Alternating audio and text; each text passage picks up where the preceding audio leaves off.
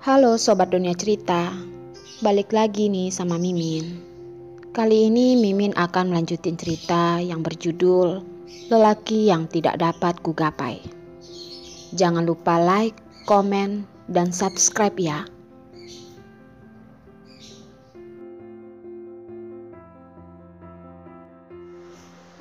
Darlin tanpa sengaja memegang erat tangan.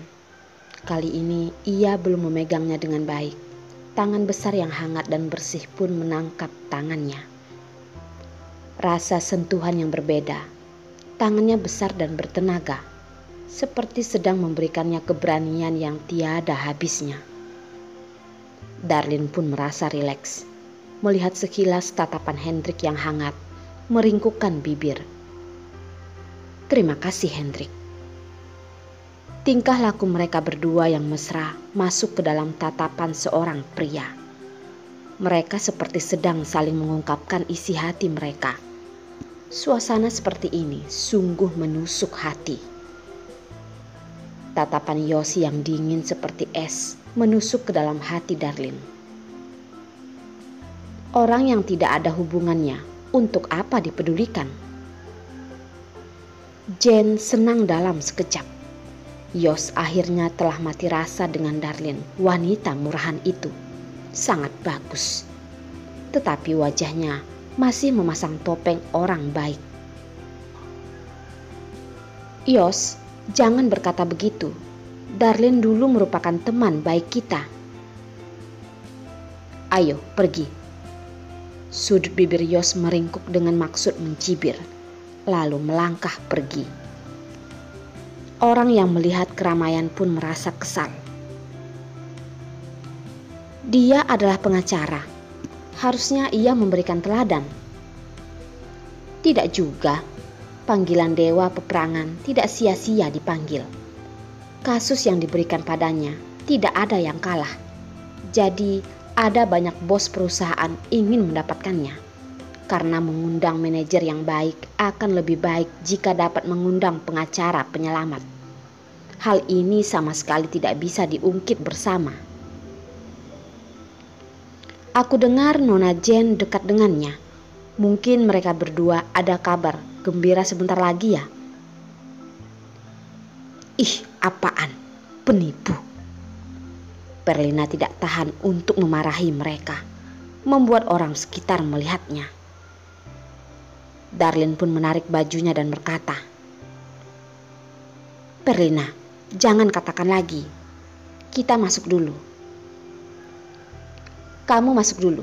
Aku akan segera kembali. Dia masih ada urusan yang harus diurus. Darlin pun menganggukkan kepala, masuk bersama Hendrik.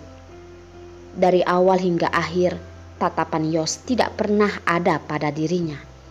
Bukankah ini adalah ending yang diinginkannya? Mengapa ketika ia melihat Jen melindunginya, hatinya malah begitu sakit?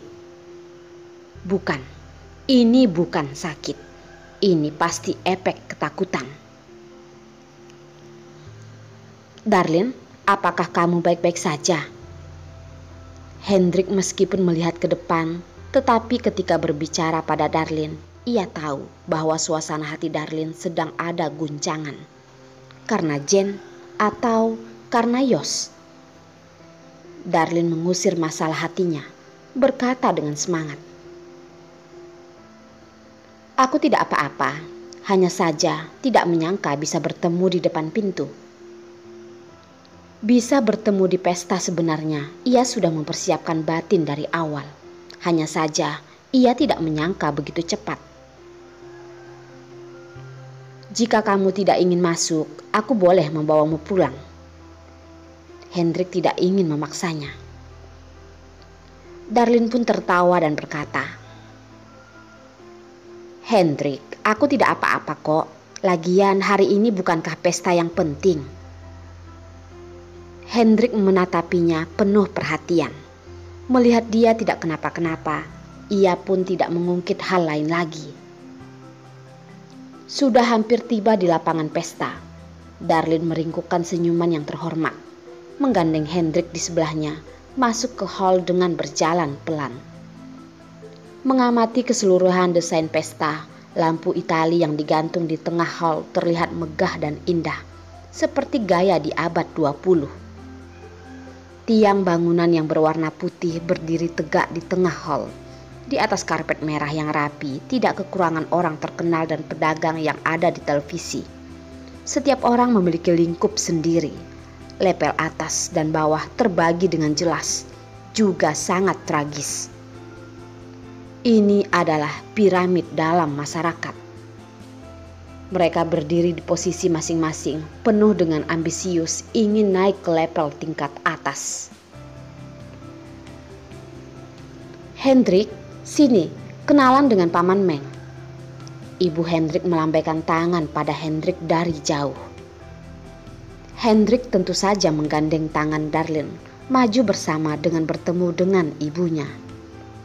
Darlin belum melangkahkan kaki, ia dapat melihat wajah ibu Hendrik yang tidak senang. Dia pun berpikir untuk melepaskan tangan dari rangkulannya, berkata dengan berpura-pura tidak terjadi apapun. Hendrik, kamu pergi dulu, aku sebentar lagi baru ke sana. Ada apa? Tanya Hendrik sambil menghentikan langkah kakinya. Dia tidak memperhatikan tatapan ibu Hendrik. Jadi, ia pun tidak tahu apa yang dimaksud dengan Darlin. Darlin mengelus telinga, seperti tiba-tiba teringat sesuatu. Melepaskan tangan dengan tidak alami. Aku takut Perlina tidak dapat menemukanku. Aku akan menunggunya di sini. Sebentar lagi aku akan menyusul kamu. Dia tetap saja tidak bisa menutupi gerakan kecil saat ingin berbohong. Untung saja sampai sekarang tidak ada yang tahu bahwa begitu ia berbohong, ia akan memegang telinga untuk menurunkan suhu badan. Hendrik pun melihat sekilas ibunya yang sesekali melihatnya dari jauh. Ia dengan sedikit rasa bersalah melihat Darlin dan berkata, "Baik, kalau begitu aku pergi dulu." "Baik, kamu cepat pergilah. Jangan membuat tante panik." Darlin tersenyum pada Hendrik. Begitu Hendrik berjalan jauh, di sekitar Darlin adalah orang asing. Ditambah lagi tatapan pria yang lancang membuatnya merasa sungguh tidak nyaman. Tadinya di sampingnya masih ada Hendrik. Tatapan orang-orang ini sedikit disimpan. Sekarang tinggal ia sendiri. Ia sebaiknya memilih berdiri di pojokan saja. Darlin berpikir begitu. Ia berjalan ke tempat yang sedikit orang. Tetapi semakin tidak ingin bertemu dengan masalah, semakin akan bertemu dengan masalah. Aduh, siapa yang berjalan tidak pakai mata? Berani-beraninya menabrakku. Darlin belum berdiri tegak. Ia sadar bahwa di sekitarnya terdapat 2 orang. Dia sama sekali tidak menabrak orang di depannya. Apakah ini penipuan? "Tuan, aku di belakang, kamu di depan. Bagaimana mungkin aku menabrakmu?" Pria itu berkata, "Kamu tidak menabrakku. Apakah aku bisa berhenti?" "Kamu?" Di dunia ini masih ada orang yang berani membalikkan fakta. Darlin semakin melihat pria di depannya itu, semakin merasa seperti pernah bertemu di suatu tempat. Hanya saja tidak bisa mengingatnya. Pria itu mengangkatkan kepala, menurunkan tatapannya, menggunakan tatapan remeh dan tertawa dingin. "Kenapa? Nona Darlin begitu terhormat, gampang lupa ya? Baru tidak bertemu setengah tahun saja sudah melupakanku." Temin? Jika bukan karena ingatannya soal hari itu, Darlin hampir melupakan itu sebagai tokoh utama. Ia pun mengamati sekilas bagian bawah tubuhnya. Tiba-tiba merasa begini tidak sopan. Ia pun menyimpan kembali tatapannya itu. Bertanya dengan tenang dan dia pun berkata, "Tuan Temin, bagaimana kabarmu? Seperti apakah berubah menjadi Kasim?" Temin teringat bahwa setengah tahun ini ia tidak bisa melakukan hal yang dilakukan pria. Sekitarnya malah dikelilingi dengan wanita cantik, membuatnya tidak bisa meluapkan nafsunya. Melewati hari-hari ini seperti hidup bagaikan mati. Suara bicaranya pun hampir saja berubah. Untung saja dengan mengeluarkan harta, ia mencari seorang pakar di bidang pria. Akhirnya ia bisa bangkit lagi. Meskipun telah bisa melakukan hal tersebut, tetapi begitu teringat cemooh hari itu, itunya menjadi lembek. Begitu teringat Darlin bangkit, setelah beberapa kali, ia pun pergi ke rumah sakit psikologis dan baru menyadari bahwa dirinya mengidap penyakit psikologis.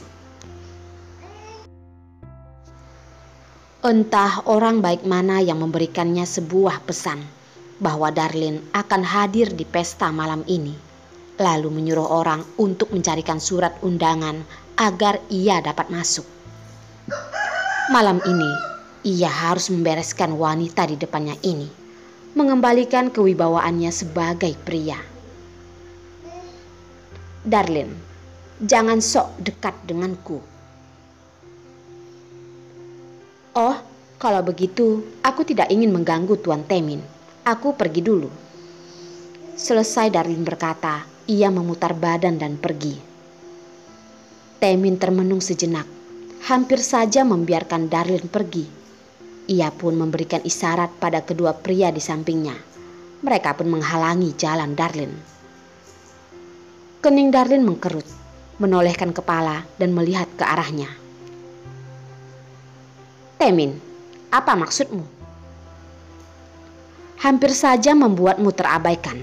Darlin, kamu ternyata memang sangat licik seperti yang dikatakan orang itu. Temin tidak memasukkan Darlin dalam tatapannya. Ia berjalan mengarahkan dengan langkah besar. Tatapan penuh nafsu melihat pakaiannya hari ini dari atas ke bawah dengan tertawa kecil. Cantik, memang cantik. Hanya saja agak emosian. Tetapi tidak apa-apa, aku akan menaklukkan kuda liar. Ada satu kata yang tidak tahu harus diucapkan atau tidak. Temin mengira dirinya begitu mempesona. Darlin melihat bulu hidung Temin yang keras berada di luar hidungnya, seperti sedang meremehkan IQ-nya. Tidak tahan dan berkata, Temin, kamu salah. Kamu dengar informasi dari siapa? Dia tiba-tiba teringat. Temin tadi sepertinya ada bilang seseorang. Apa mungkin ada orang yang membocorkan informasi pada Temin? Respon pertamanya mengira Jen yang memberitahunya. Setelah dipikirkan sepertinya tidak mungkin. Jen hanya melihat Temin diangkat ke bawah. Ia tidak tahu kejadiannya sama sekali. Masih ada siapa yang lebih benci darinya selain Jen? Aku tidak tahu siapa orang baik itu. Aku hanya tahu malam ini kamu adalah milikku. Temin pun mendekati Darlin dan menghirup aroma badannya, memunculkan ekspresi nikmat dan mabuk. Darlin yang melihatnya merasa lambungnya bergetar. Temin, kamu jangan lupa, ini adalah tempat apa? Asalkan aku berteriak, pasti akan ada orang yang melihatnya. Apakah kamu yakin kamu akan melakukannya? Temin tertawa lebay, melebarkan lengannya dan seperti berkata pada orang sekitar. Darlin, apakah kamu bodoh? Apakah kamu tidak tahu bahwa kamu itu sudah keluar dari hall? Bagaimana mungkin? Darlin terkejut. Setelah melihatnya dengan teliti, ia sadar bahwa ia sudah keluar dari kelompok. Entah sejak kapan ia pergi ke tempat seperti ini. Lantai masih berkarpet merah, tetapi tidak lagi melihat hall. Mengapa ia tidak menyadari bahwa ia sudah keluar dari hall? Darlin tidak mengetahuinya. Sebenarnya di dalam otaknya hanya memikirkan tatapan dingin Yos itu. Jadi kamu boleh berteriak sesukamu. Bisa jadi orang-orang mengira kamu ingin bermain yang lebih ekstrim lagi. Temin menaikkan bahunya, menjulurkan tangan dan menyentuh wajah Darlin. Temin, asalkan kamu memberitahuku siapa yang memberitahukan informasiku padamu, aku akan ikut bersamamu, tidak akan menolak. Darlin sambil berkata, sambil diam-diam memasukkan tangan ke dalam tas selempangnya, berusaha mencari sesuatu. Temin telah mendapatkan orangnya, tetapi tidak terburu-buru untuk membawanya pergi. Mengapa aku harus menurutimu? Kamu sekarang adalah milikku. Kamu kira Yos itu akan membantumu? Aku telah melihat dia telah menyentuh wanita cantik di sebelahnya dengan senang. Awalnya ingin membalas dendam bersama dengan Yos, tetapi sekarang ketenaran Yos sangat kuat. Di saat seperti ini ia tidak bisa diganggu, tetapi pasti akan ada kesempatan. Sekarang bereskan wanita di depannya ini juga sama saja. Oh ya, kamu mendengar kabar Yos, seharusnya juga mengetahui siapa pacarku kan? Setelah mengetahuinya, Darlin menekan handphone. Hatinya senang, wajahnya tidak berekspresi. Dia mengandalkan ingatannya untuk menekan handphonenya. Di sejarah telepon, jika bukan nomor Hendrik berarti Perlina. Tidak peduli telepon yang mana, pasti akan ada harapan. Hanya saja dia tetap sangat panik. Tidak tahu ia menelpon nomor siapa. Ternyata ia menekan nomor orang lain. Begitu dagu Temin diangkat, terlihat bulu hidungnya yang bergantungan. Kelihatannya sangat menjijikkan. Anak tunggal, Hendrik, aku tahu. Tetapi aku juga dengar keluarganya itu tidak menerima calon menantunya. Sepertinya kamu mendengar kabar dengan sangat jelas ya. Darlin selalu berusaha menunda waktu. Ia berpikir seharusnya nomor yang ditelepon sudah masuk. Hendrik atau Perlina seharusnya akan segera sampai. Dengan sengaja berteriak keras. Temin, kamu sengaja menungguku di koridor pekarangan belakang hall.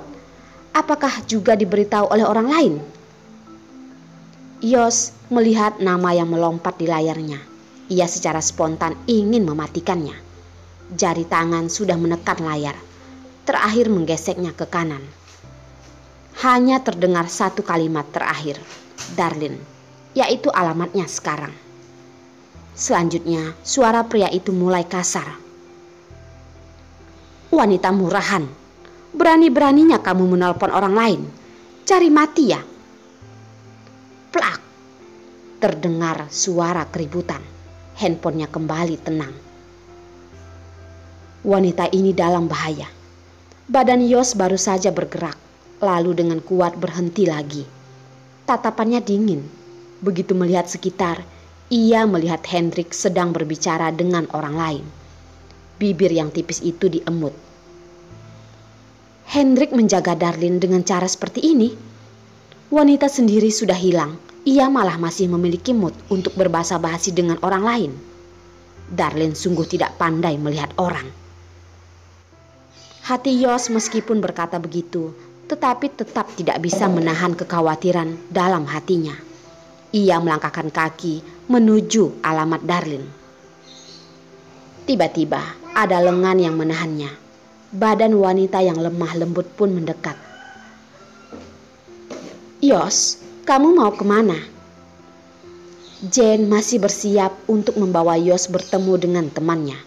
Begitu memutar kepala, ia melihat ia bersiap-siap untuk pergi. Dia pun bergegas mendekatinya. Ketika Darlin telah ketahuan oleh Temin, ia terdorong jatuh ke lantai. Handphonenya terlempar keluar dari tasnya, ke tempat yang tidak bisa dijangkaunya. Dia segera memungutnya kembali. Dengan panik ingin menelpon Hendrik. Dia tidak tahu apakah Hendrik telah mengangkatnya. Jika telah mengangkatnya, seharusnya jika dilihat dari jarak hall pesta ke pekarangan belakang, bagaimanapun Hendrik seharusnya tiba tepat waktu.